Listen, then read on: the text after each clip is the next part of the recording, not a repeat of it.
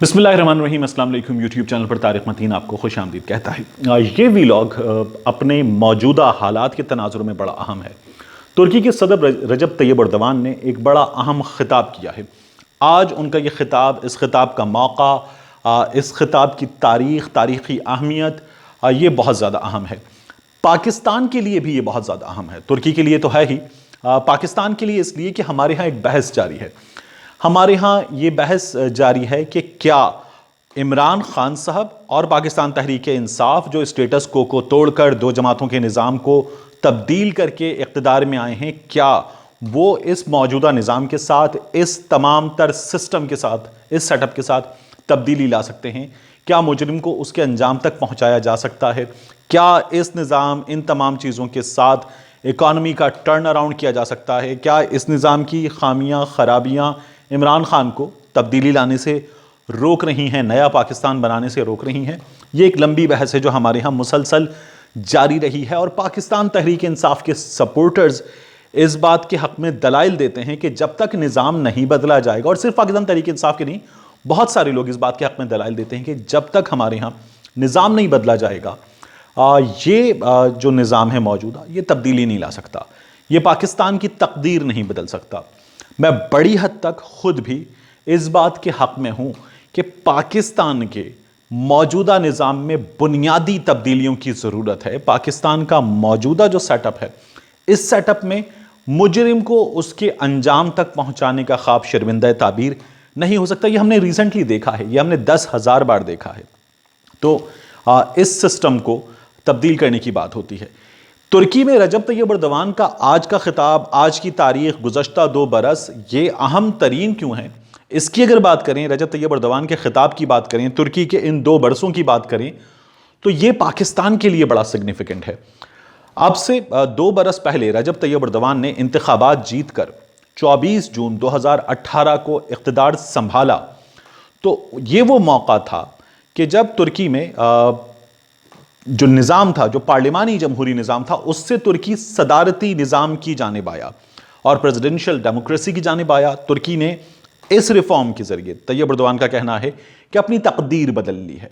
Tayyip Erdogan की जमात 2002 से इक़्तिदार में है, और वो मुसलसल तुर्की की जो इकॉनमी है उसको ऊपर लेकर गए हैं, उसमें ज़बरदस्त तब्दीलियाँ लेकर आए हैं। लेकिन 2002 से अब तक रजब तैयब एर्दोगान तुर्की में जिस तरह से काम करते रहे हैं, वो पार्लिमानी जमहूरी निज़ाम था। फिर तुर्की ने एक वक्त देखा कि वहाँ नाकाम फ़ौजी बगावत हुई, और उसके बाद तुर्की के अवाम जो हैं वो उठ खड़े हुए अपने हुक्मरान के हक़ में, और फिर तुर्की की जो हिज़्ब इख्तिलाफ़ की जमातें थीं वो भी अपनी इक़्तिदार में मौजूद जमात के साथ खड़ी हो गई। रजब तैयब एर्दोगान ने उसके बाद सिस्टम बदला, और फिर तुर्की और तेज़ी से आगे गया है।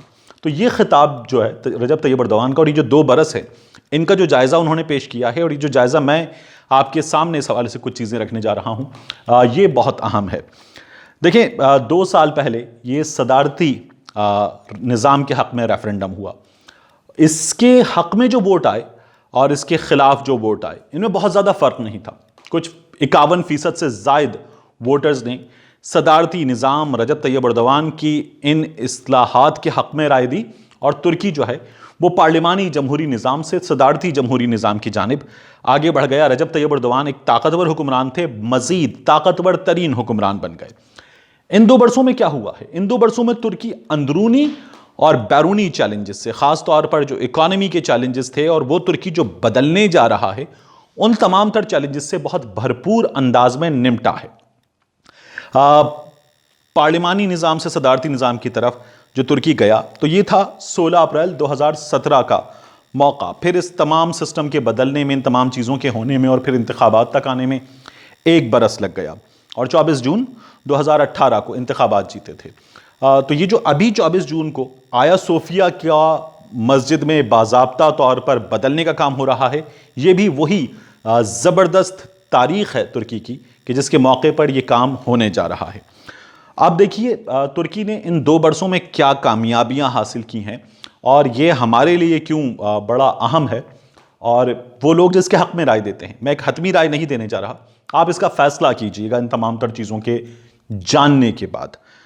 तो तुर्की ने इन 2 बरसों में क्या किया है? ख़ास तौर पर सबसे पहले मौजूदा کرائسس ہے, موجودہ پرابلم ہے, اس کی اگر بات کر لیں, کورونا کی وبا جس نے دنیا کے بڑے بڑے ملکوں کو لٹا دیا, ان کو گھٹنے ٹیکنے پر مجبور کر دیا, اس کورونا کی وبا میں ترکی جیسے ملک نے, جو دنیا کی سپر پاورز میں کم از کم اس وقت شامل نہیں ہے, ہونے جا رہا ہے, اس ملک نے 136 ملکوں کی مدد کی ہے, اور یہ ترکی کا بڑا زبردست قدم ہے ان دنوں میں.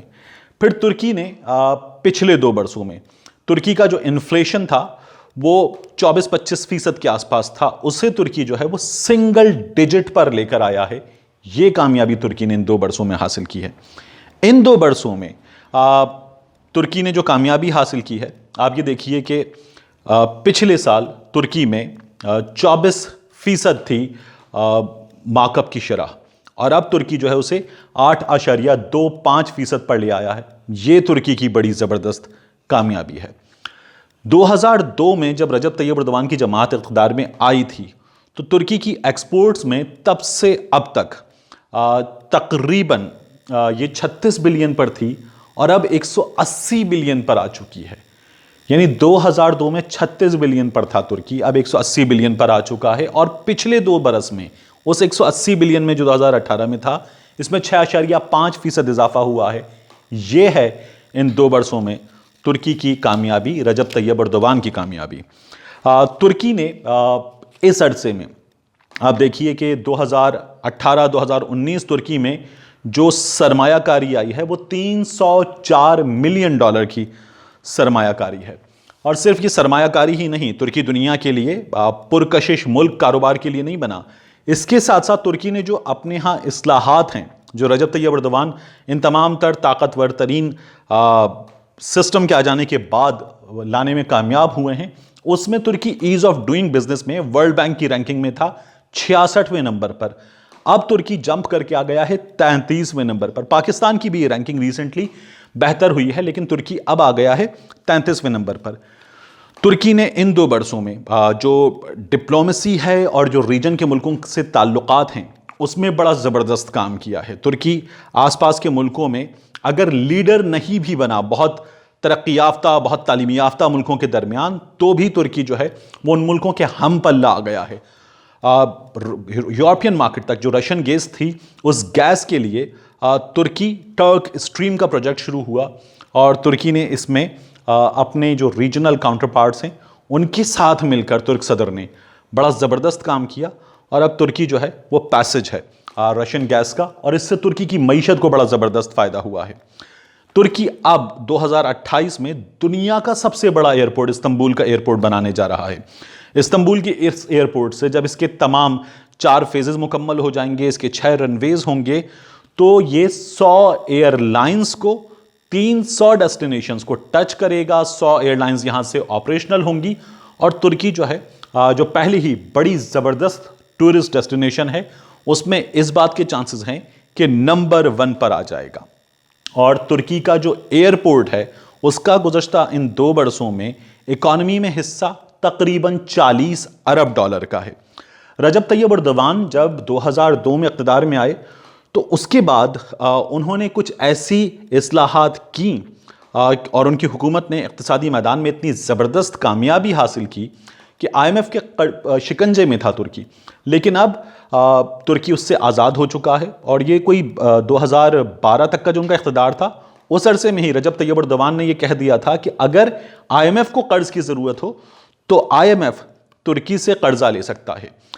جو ٹرکش لیرا ہے اس کی اگر ہم بات کریں تو ٹرکش لیرا کو رجب طیب اردوان تقریباً 100% سے زیادہ اسٹرنتھن کرنے میں کامیاب ہوئے ڈالر کے مقابلے میں.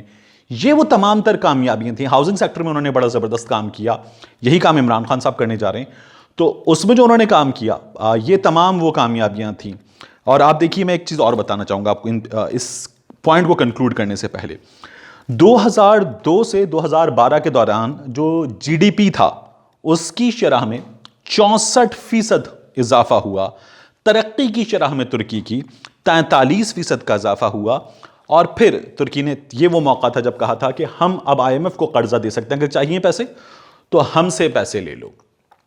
یہ وہ اکانومی کی ترقی تھی, یہ ہاؤسنگ پروجیکٹ میں جو انہوں نے زبردست کام کیا تھا, کہ جب ترکی میں فوجی بغاوت ہوئی تو ترکی کے عوام اپنے حکمران کے ساتھ کھڑے ہو گئے اپنی فوج کے خلاف، اور وہ بغاوت انہوں نے کچل دی۔ گو کہ اس میں کچھ 190 کے قریب لوگ ہلاک ہوئے تھے، باغی فوجی بھی ہلاک ہوئے تھے، شہری بھی مارے گئے تھے، لیکن لوگ اپنے حکمران کے خلاف کھڑے ہوئے، اور وہ فیس ٹائم پر رجب طیب اردوان کا جو خطاب تھا، اس خطاب نے اپنے لوگوں کو اپنے محبوب لیڈر کے حق میں باہر نکلنے پر مجبور کر دیا۔ یہ وہ ترقی اور یہ وہ کامیابی تھی جو رجب طیب اردوان نے حاصل کی، اور اس کے بعد ریفرنڈم میں پورا ترکی ان کا ہم آواز بن گیا۔ وہی ترکی اب 2023 میں اس پورے ریجن کو، مسلم دنیا کو لیڈ کرنے جا رہا ہے، اور یہ صرف اس نظام کی تبدیلی کی بدولت رجب طیب اردوان خود کہتے ہیں کہ ممکن ہوا ہے، ورنہ یہ ممکن نہیں تھا۔ ہمارے حالات میں اس کی کتنی امپلیمنٹیشن ہو سکتی ہے، ہمارے حالات میں، ہمارے ملک میں یہ تبدیلی کتنی ضرورت ہے، اس کی کتنی ضرورت ہے، اس کا فیصلہ آپ خود کیجئے، لیکن یہ جو چند حقائق تھے یہ میں نے آپ کے حوالے کر دیے۔ ملتے ہیں آپ سے اگلے ویلاگ میں۔